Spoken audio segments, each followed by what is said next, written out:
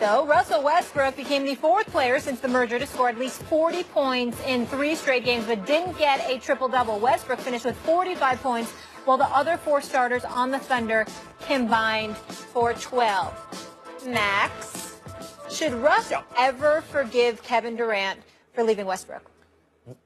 The answer is yes, he should, but it's on KD to make that happen. It's not that Russell Westbrook should simply turn the other cheek. But if KD comes to him hat in hand, because KD was in the wrong, not for leaving, even if he thought that Russell Westbrook, it's too much, who's the alpha, who's going to take the last shot, I don't want to deal with all that. Even if it was an indictment on some level on KD's thoughts about how good Russell Westbrook could be in terms of eventually winning a championship, that's not what it's about. It's the way KD left. It's the fact that Russell Westbrook had to find out from someone else. It's the fact that in the aftermath of that, KD continued to make comments, whether or not he understood the implications of what he was saying and how it would be used in the media, etc., continued to make comments that made Russell Westbrook answer comments forever. KD's behavior in terms of the way he left, the onus is on him. He needs to go to Russell Westbrook and try to make it right. That said, I believe if KD does that, and it doesn't have to be tomorrow or next year, but at some point in their lives, if KD does that and makes an honest attempt to apologize and he really believes it and make it right with Russell Westbrook, then in my opinion, Russell Westbrook should forgive him. Well, listen, you don't want to harbor animosity towards anybody forever. That much is true. But I think that we have to take into account that Russell Westbrook is completely justified if he never really speaks to the guy again. And it's not just because of Kevin Durant leaving the way that he did, but it's the conditions under which he left Russell Westbrook to inherit. Russell Westbrook virtually has very little to no help. He's out there night in and night out like a one-man show. I watched him last night. He looked completely exhausted come that fourth quarter. I mean, it's just the only thing that could stop him is fatigue. He's only one human being. When you combine that with the fact that from a mental and emotional standpoint, he's had to carry the load of explaining to some degree why Kevin Durant left and, fending off accusations that he left because of you. He left because he could never win with you. You've got folks throughout the NBA contemplating whether or not Russell Westbrook is this selfish guy that you can't play with because he wants to shoot first and he wants to be the alpha dog and all of this other stuff. It was Russell Westbrook who was left to answer those questions, all because of how Kevin Durant handled his own departure from Oklahoma City. So in that regard, again, I'm not talking about harboring, hatred and animus to the point where you're volatile or anything like that. What I mean in terms of the word forgiveness, Molly, when we ask the question in that regard is, what else is there to say? We might say hi and bye, but what else is there to say? Because it's one thing for you to leave because you believe that there's a better situation that exists and you can't necessarily win with me. But the fashion in which you left, where you couldn't even call me, you couldn't come to my face, you couldn't just be open about what you wanted to do and massage the situation as to make life for your supposed little brother considerably easier. You basically threw me to the wolves. As Kenny Smith came on our show during All-Star Weekend and said, it was straight disrespect. And so when you look at it from that perspective, just think about what Russell Westbrook, we constantly look at individuals from a physical standpoint, running up and down the court, having to go 1-on-5, having to carry the load where he's scoring 31 points a game in 34.8 minutes a night. Which is in and of itself great. Insane. But what we're not taking into account is the drain of mental warfare. The fact that I gotta get up every day and I gotta be on my game mentally and emotionally. That stuff weighs just as much as the physical. And we can't diminish the load that Russell Westbrook has had to carry if he is to win league MVP, shooting 42% from the field. It ain't just because of the triple doubles. It's the duress under which he had to accumulate the triple doubles. That's because of Kevin Durant, not Russell Westbrook. In another way, we would have never known fully how great Russell Westbrook is unless first Kevin Durant gets hurt, because we saw Russell Westbrook emerge in his with his, the full ability on display, because it was all about him. And now this season without Kevin Durant, he's continuing, even adding to that, averaging a triple-double. It's just insane. It's insane. So in that way, maybe he should be, on some level, grateful the way things turned out, in the sense that people can see fully how great a player Westbrook is. But my point about him forgiving KD, Stephen A., is if KD is truly contrite and expresses that to him, and is that otherwise he carries that around with him. And Russell Westbrook is twice victimized because he has to carry that hatred toward KD around with him. Better off for himself to forgive him, even if he never cares about him quite the same way. On that note, let's stay with the Warriors and their future. So they lost back-to-back regular season games, and this was the first time in the past 2 seasons because Steph Curry has gone cold, shooting 4 of 31 in his last 3 games. The cold shooting has some calling the Warriors the drought. Y'all are just mean.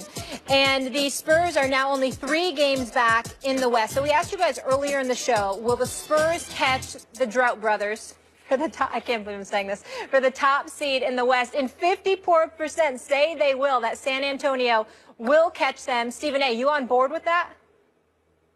No, not yet. I mean, I look at the Warriors' schedule, and it's a few subpar teams on there. So I'm of the mindset that, yes, San Antonio could potentially catch them, but I'm not going to give them that edge. I'm going to still hold on to the Warriors getting the #1 seed because they still have the best shooting backcourt in NBA history as far as I'm concerned. I don't care about their recent 3-game slump. These brothers are the best shooters I've ever seen. And most nights, more often than not, I think they're going to make things happen. And I think they've got a good team with a nucleus in place to win regular season games. Not to mention the fact that, again, Steve Kerr has proven to be a hell of a coach. And I think that he's done a hell of a job, and I think that he has the pulse of this team. And they don't only play for just themselves. I think they play for him, too. And so I think that they'll find a way to hold on. I think things could get potentially interesting, but they got a few subpar, the Sacramento Kings and the Los Angeles Lakers on their schedule. I think they can end up winning enough games to hold on to that #1 seed, Max. Yeah, look, without Kevin Durant, maybe the Spurs are better than the Warriors. We'll see. Although other than Kawhi Leonard, their entire nucleus, their starters, though Powell's just been moved to the bench, are older. And now it's a long season, and that can affect the Spurs also, even though, Popovich is his players, and so keeps them fresher than they otherwise might be. Stephen A. just pointed it out. The Spurs have more home games, but they're against tougher teams the rest of the schedule.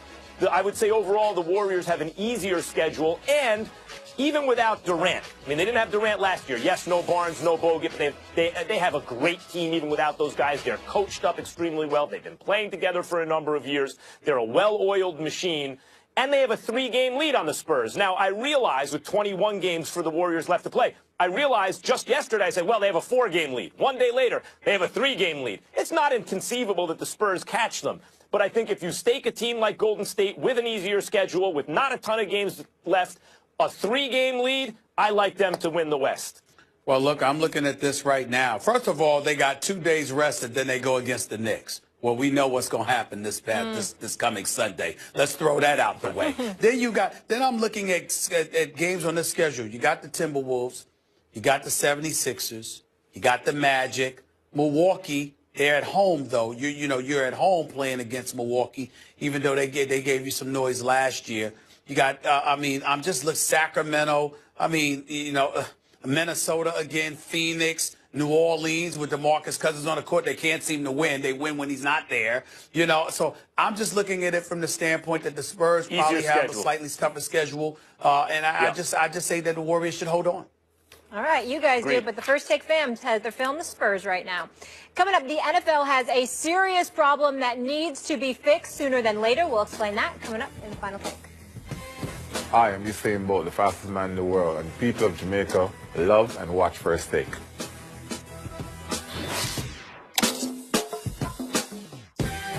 Load up on the latest styles right now. If you lucky, first take, stop me. 4 takes, that's you. 3 takes, not me. 2 takes if you lucky. First take, got me.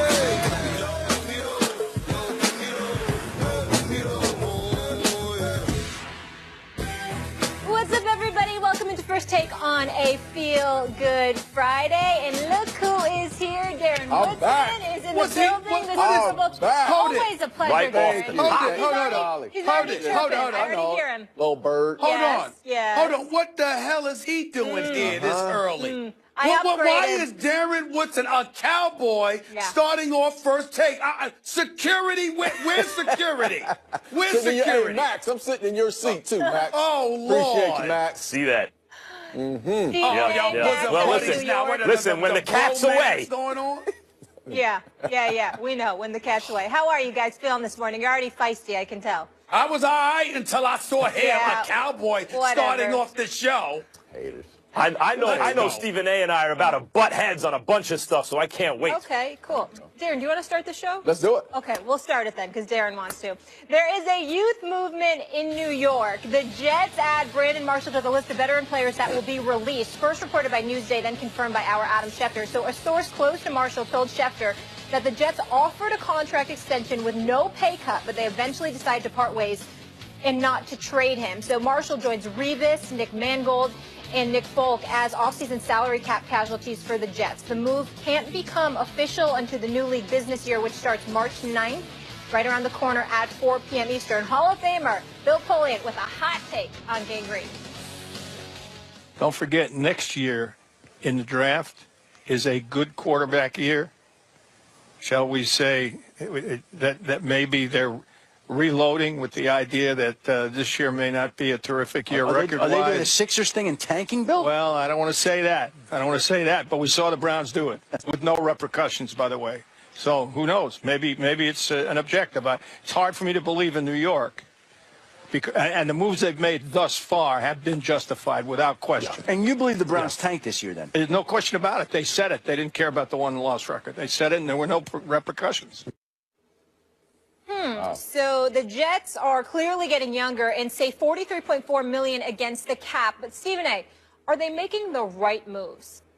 Well, listen, I think they're making the right moves in terms of Brandon Marshall because, again, if you don't have a quarterback, you got a problem. Ryan Fitzpatrick obviously had a very, very good year the year before last. This year, in part due to how the Jets handled things, particularly in training camp and what a holdout they allowed them to be and how they left so many things dangling, really disrupted their rhythm, their flow, their momentum. And as a result, that, as far as I'm concerned, that relatively sabotaged their season. Ryan Fitzpatrick comes in late in training camp. Ultimately, he takes a while to get going. You look at Eric Decker, he goes down. Matt Forte wasn't the running back that you wanted him to be. The offensive line wasn't what it used to be, particularly with the retirement of DeBrickashaw Ferguson. So you take all of those things into account. Remember, Nick Mangold is not going to be back now. But you got to take into account all of those things that were transpiring. So ultimately, it led to acrimony. Remember, your quarterback who was vying for the starting job got his jaw broken